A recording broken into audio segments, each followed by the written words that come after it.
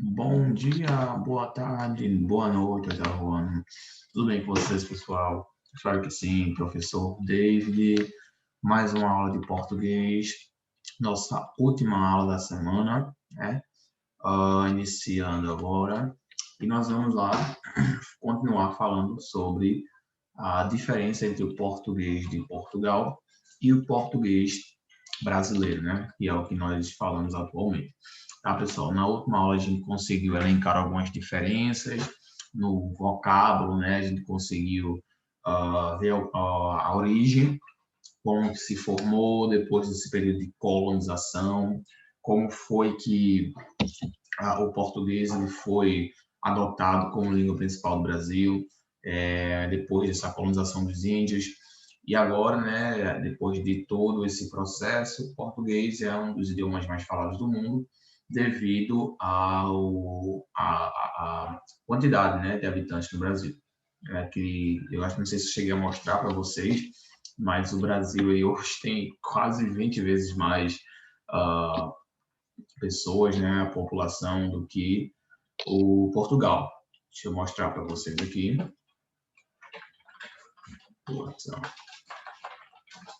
De acordo com o Banco Mundial, Departamento do Censo dos Estados Unidos, nós temos aí 209,5 milhões de habitantes em 2018. Eu acredito que até então nós já devemos ter possivelmente atingido aí um percentual maior, né? De 2 anos para cá, 3 anos no caso, 2018, 3 anos para cá, certamente eu acho que a taxa de natalidade deve ter crescido um pouco mais, né? Considerando que eu acredito que o quantitativo de nascimento foi maior do que o de mortes, então acho que nós já devemos ter ultrapassado a faixa de 220 milhões. Em primeiro lugar, a gente tem os Estados Unidos, né? Com 327 milhões,2 de pessoas, né? População. Então, o Brasil hoje ele é um dos países mais populosos do mundo, depois da China. A gente também tem a China e tem a Índia com basicamente bilhão, né? São os únicos países que chegam a ter bilhões de pessoas. Não são milhões, são bilhões de pessoas, tá? E por isso são os idiomas mais falados, né? E depois a gente tem aí o Brasil, o português. Então, pessoal, a gente já entendeu essas diferenças aí, a gente já viu como é que funciona essa colonização, e agora a gente vai entender um pouco mais da questão da variação linguística. Vocês viram que eu expliquei para vocês que quando eles trouxeram o português para cá, nós começamos a adaptá-lo ao nosso cotidiano, até porque não foram apenas os portugueses que colonizaram o Brasil. Os holandeses também tiveram uma parte, né, colonizaram uma parte do Brasil. E talvez vocês até se perguntem, não sei se vocês já chegaram a fazer esse questionamento, mas por que tantas regiões do Brasil falam de formas tão diversas, tão diferentes? A gente tem o Nordeste que fala de uma forma, o Sudeste que fala de outra, o Sul que fala de uma forma, enfim, as regiões no Brasil de diferentes locais, diferentes regiões, eles falam de forma diferente, tem expressões diferentes, diálogo diferente, né? Um dialeto também muito diferente, até o vocábulo eles usam de forma diferente. E o que é que causa isso? Qual é o motivo, a razão de termos essas variações, né, no nosso português? Isso se dá justamente devido aos povos diversificados, tá? Temos uma miscigenação muito grande, tá? Povos mistos, porque o Brasil ele não era apenas habituado, né? Ele não passou apenas a ser habituado por índios, indígenas, ele também teve presença de outros povos que vieram para cá, holandeses também, são desses que quando colonizaram uma parte do Brasil, algumas regiões, eles também passaram a habitar aqui. Então, o que acontece? Algumas pessoas habitavam aqui e isso fez com que gerasse esses povos mestiços. Sim, pessoal, então como a gente estava falando aqui, tive que pausar aqui rapidinho, perdão, devido a essa miscigenação, é que acontece essas variações linguísticas, tá? Cada povo trazia sua cultura para o Brasil. E essa diversificação de cultura causava essa mudança no dialeto das pessoas. A gente tem hoje os sulistas, né? O pessoal do sul, né? E hoje eles têm um vocabulário, um pouco, não o vocabulário em si, mas é mais na pronúncia, né? Algumas questões léxicas, né? Também o vocábulo também muda um pouco, mas na maior parte são as expressões e a pronúncia deles, né? Agora, por que isso aconteceu? Porque os sulistas eles têm uma pronúncia diferente da dos nordestinos, do pessoal do Sudeste, né? Enfim, por que isso acontece? Isso acontece, pessoal, porque também um dos povos que colonizaram, que estava presente lá no sul do país, especialmente Porto Alegre, né, Santa Catarina, etc., foram os alemães. Os alemães, eles também ocuparam certa parte do sul. Então, o que aconteceu foi que se juntaram esses povos, cada um trouxe a sua cultura, a sua forma de falar. A gente sabe que os alemães, eles têm aquele, né, o alemão em si, ele fala de uma forma bem grossa. Não é que ele seja grosso, é que o idioma dele puxa muito da garganta, né? Puxa muito a garganta. Eu não sei falar alemão, né? Mas se tem alguém aí que sabe muito bem o que eu estou falando, que eles puxam bastante a garganta, forçam muito a garganta. E quando você pressiona a garganta, você usa muito esse R. E é um dos motivos deles falarem muito porta, né? Porta, refrigerant, né? Então, esse R puxado, ele se transformou, ficou algo padronizado no Sul, entendeu? Virou algo padronizado no Sul. Então, aí foi passando de geração para geração, até que hoje nós já temos aí uma parte específica do Sul, que onde Santa Catarina, Paraná, Pará, né, todo o sul do Brasil, eles têm por lei esse R puxado, essa porta, né, refrigerante, né, eles têm isso aí de vida já. E é uma coisa normal, foi algo que foi passado de geração em geração para eles. Então, esse é um exemplo de uma variação linguística na questão da pronúncia. No Nordeste, nosso R, ele não é tão forte, né? Ele não é tão forte. É um R mais, né, mais suave, né? Porta, refrigerante, né? Carro, né? Então, carro, né? Carro deles tem esse R. A gente não tem esse R tão puxado, tá bom? A gente não tem esse R tão puxado. Então, isso mostra que nós tivemos outros povos que estiveram presentes no Nordeste, não foram os alemães, tá? Um outro povo ocupou o Nordeste do Brasil. Quem foi que teve essa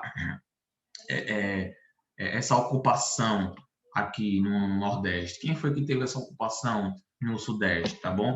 Isso daí, pessoal, o professor de história de vocês vai poder explicar melhor para vocês. Eu estou passando aqui para vocês apenas uma questão histórica básica, tá? Que tem muito a ver com a nossa disciplina de português, obviamente, mas o professor de história com certeza vai poder dar mais detalhes para vocês de quando exatamente isso aconteceu, qual foi o período histórico em que isso aconteceu, quais foram os fatores que causaram isso.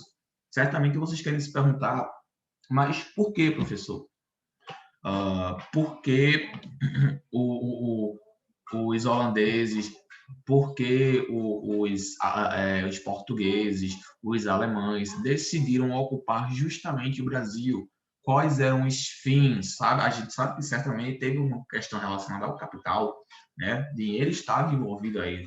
Né? A maioria das vezes, em todos os conflitos históricos, dinheiro estava envolvido. Dinheiro, poder e supremacia, que eram o que os reinos e povos estavam buscando: supremacia, dinheiro e poder.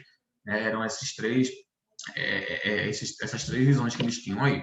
Então, com certeza, o professor de história de vocês, que é Rogério, ele vai saber explicar melhor para vocês o que é que foi que aconteceu aí nesse período. Eu tenho uma parte aqui que eu queria mostrar para vocês aqui sobre essa questão Nordeste, tá? Vou compartilhar aqui com vocês. Pronto.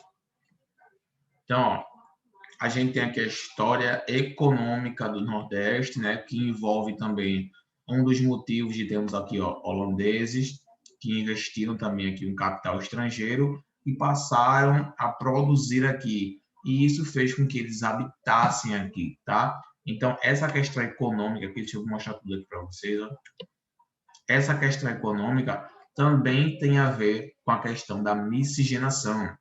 Quando alguns povos viam que eles tinham possibilidade de ganhar dinheiro aqui, eles vinham para o Brasil e se estabeleciam aqui. Então, os seus costumes, suas culturas, seu idioma era trazido para cá. Então, os holandeses eles tinham uma forma de falar e essa forma acabou sendo absorvida por as pessoas. Tá? Isso comprova a teoria da convivência. Quando você convive com alguém que fala de forma específica, você vai adquirir aquele hábito, tá? Eu tenho certeza que vocês já tiveram aquele amigo que fala talvez muita gíria, né? Ou até muito palavrão, não sei, né? Eu acho muito feio, mas tem pessoas que falam espontaneamente ou até naturalmente, né? Eu particularmente não acho muito legal, acho bem feio, mas algumas pessoas falam, né? E às vezes até por convivência. Você está convivendo com um amigo que gosta de falar, que tem costume de falar, que constantemente está falando palavrão, tá? Então, aquela pessoa que está ali ao seu redor, ela acaba absorvendo aquilo, tá? Ela acaba absorvendo aquilo e repentinamente ela fala, às vezes um palavrão, às vezes uma gíria, né? A pessoa costuma falar muita gíria e você repentinamente acaba falando e nem percebe, tá? Por que isso acontece, professor? Justamente pela questão da convivência. E foi exatamente o que aconteceu aqui. Os povos, de tanto conviver, muitas pessoas, muitos holandeses, muitos alemães, muitos portugueses aqui, eles acabavam adquirindo aquele hábito de ouvir daquela forma e reproduziam da mesma forma. Então, isso fez com que o idioma fosse sendo adaptado, tá? Eu mostrei para vocês na última aula o que aconteceu. Aqui a gente fala, estou aguardando você. Os portugueses falam, estou a te aguardar. Então, percebem a mudança na estrutura? Aqui nós utilizamos o gerúndio, tá? No português brasileiro, pronto. No português brasileiro, nós utilizamos o gerúndio, tá? Gerúndio. Enquanto que no português europeu, que é o português de Portugal, nós utilizamos uma estrutura diferente. Nós utilizamos a preposição a preposição mais verbo no infinitivo. Quando nós estamos dizendo algo que está acontecendo agora, estou a te aguardar, significa a mesma coisa que estou te aguardando, tá? Então, esse é um exemplo de uma estrutura, tá? De uma mudança de estrutura no português de Portugal e no português do Brasil. Então, isso aí vai acontecer, aconteceu bastante, gente. Não é algo que você não consiga entender, você vai conseguir entender, mas é algo que muda. E isso aí também teve influência dos outros povos aqui no Brasil. Um outro exemplo também bastante comum, nós nordestinos, nós temos tendência a ser um pouco fonho. Nós somos um pouco fonhos, tá? Como assim fonho, professor? Nós utilizamos muito as narinas para reproduzir sons nasais, tá? A gente usa muito, até mais do que o necessário. O meu, possivelmente, que é grande, né? Já dá para perceber que eu uso bastante, né? Enfim, mas a gente usa bastante o nariz para produzir sons nasais.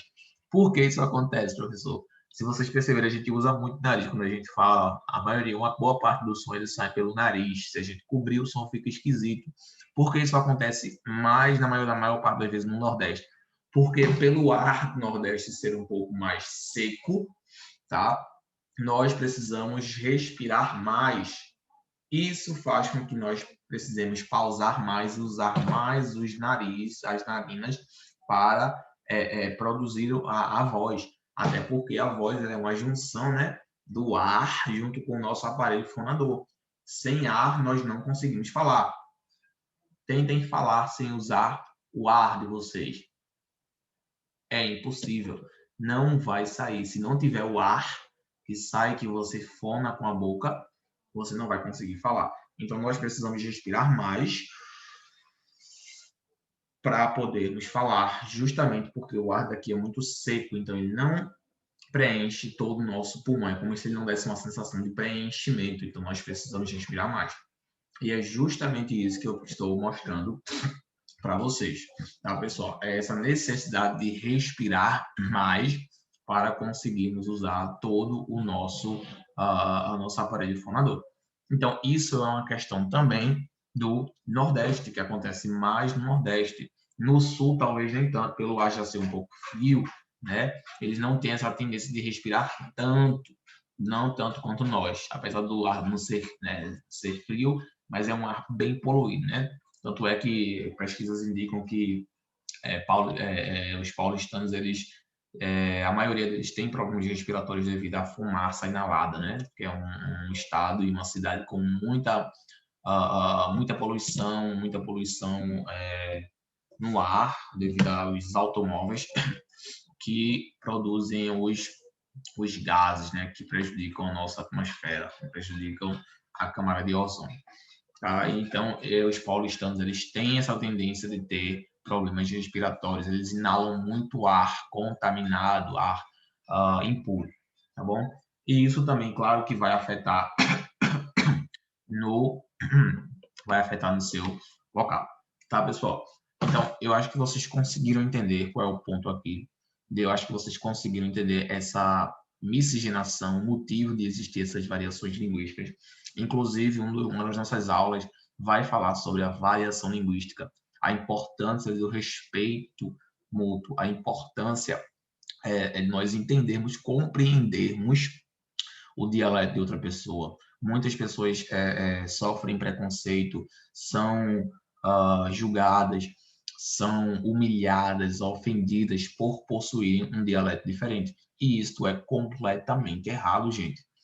Porque se uma pessoa ela é sulista, claro que ela vai puxar o R, o R, né? A porta, camarão, né? Ela vai puxar esse R. Se ela é nordestina, ela vai usar, claro, mais as narinas para produzir o som.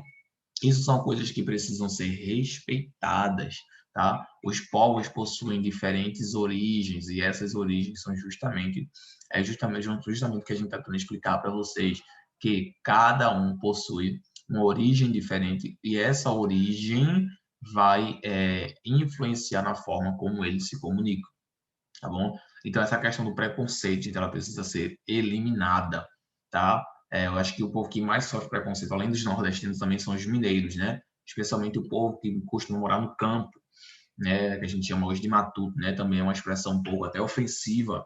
Às vezes a gente pode falar brincando, mas levada no sentido literal, ela é uma expressão ofensiva. Você chamar alguém de matuto, né? Isso com certeza ofende a pessoa, não porque ela não é que ela seja matuta, não é que isso seja um termo ofensivo, mas pela forma que ela está sendo usada agora atualmente, ela está sendo utilizada no tom ofensivo. Então, os mineiros, né, que falam daquela forma, você quer um pé de galinha, alguma coisa assim, não sei imitar muito bem, mas eles falam puxando bastante o R também, juntam bastante as palavras, né? Fazer um guisado de galinha, né? Também sofrem muito preconceito devido a essa forma diferente deles de se comunicarem, de falarem. E isso também é muito errado, pessoal. É muito errado, tá? Seria a mesma coisa que eu julgar você porque você nasceu com cabelo preto ou com cabelo amarelo ou cabelo branco, tá? Não faz sentido, não é algo que vai influenciar na personalidade da pessoa, não é algo que vai influenciar na forma da pessoa, tá? Entendeu? Então, isso tem que ser coisas trabalhadas no nosso dia a dia. Vocês precisam entender essa variação linguística, vocês precisam entender essas mudanças linguísticas, tá? A minha irmã passou por uma situação, na verdade, até engraçada, né? Ela estava visitando São Paulo por um período e ela aqui no Nordeste, né? Nordestina raiz, oxente na vida, né? Oxente, na moral também, bastante comum que a gente usa, né? E ela chegou lá e ela usou algumas dessas expressões que a gente usa hoje, né? O oxente, o então, né? Na moral, enfim. E ela usou uma que é bastante conhecida aqui, que é o massa. Massa, né? A gente usa no sentido de legal, né? Poxa, massa, legal, maneiro. Só que lá em São Paulo eles não têm esse massa. Então, resultado, a minha irmã usou esse massa, falou esse massa, e eles não conseguiram entender, ficavam sem entender. Aí ela falou assim, massa, eles ficaram assim, massa? Aquele, né, se perguntando, massa, como assim? Não entendi, né?